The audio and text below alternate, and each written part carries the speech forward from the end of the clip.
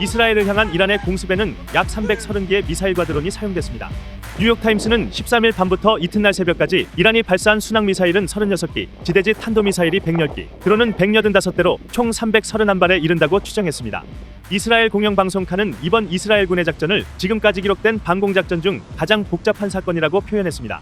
다니엘 아가리 이스라엘군 대변인은 이란이 발사한 여러 유형의 발사체 300여 기 중 99%를 요격했다고 주장했습니다.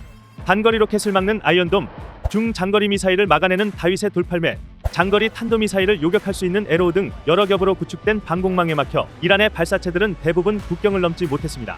조 바이든 미국 대통령은 베냐민 네타냐후 이스라엘 총리에게 이스라엘과 미국 등의 공동 방어 노력 덕분에 이란의 공격은 실패했고 이스라엘은 이미 승리했다고 전했습니다. 그러나 대부분이 요격당했음에도 이란의 무기는 과거보다 정교해지고 강력해졌다는 평가를 받았습니다. 월스트리트 저널은 이란이 이번 공습에 탄도미사일을 동원하며 군사적 능력을 보여줬다고 전했고, 뉴욕타임스도 이스라엘이 이란의 정교한 공격에 직면했다고 분석했습니다. 특히 지난 6개월 동안 친이란 무장단체들이 이스라엘을 향해 사용했던 미사일들과는 사거리나 정확도 면에서 훨씬 앞선다는 평가인데요. 이란 반관영 매체 이스나 통신은 이란은 이번 공습에 9개의 각기 다른 미사일을 사용했다고 전했습니다. 성능이 가장 우수한 세질은 최대 사거리가 2,500km로 마하 14의 속도로 날아갈 수 있습니다. 아래 단계로는 최대 사거리 2,000km의 코람샤르포 미사일 등이 있는데, 타임스 오브 이스라엘은 이란에서 이스라엘에 미사일이 도달하는데 12분밖에 안 걸린다고 전했습니다. 로이터 통신에 따르면 이란은 탄도미사일에도 최대 사거리가 3,000km에 달하는 순항미사일 KH-55와 극초음속 순항미사일 파타원도 실전에서 사용했을 걸로 보입니다. 미 당국자들은 이란의 탄도미사일 보유량을 3,000기 이상으로 추정하고 있습니다.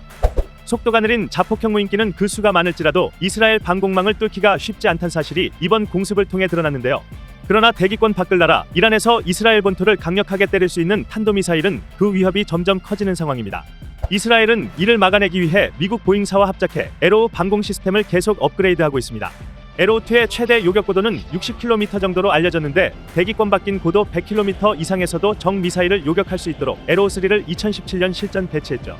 이스라엘군은 이미 지난해 11월 예멘 후티 반군이 발사한 탄도미사일을 에로우 요격 미사일을 통해 대기권 밖에서 잡아냈다며 관련 영상을 공개하기도 했는데요. 영국 텔레그래프 등 외신은 이 장면을 두고 우주에서 벌어진 최초의 전투라고 평가하기도 했습니다.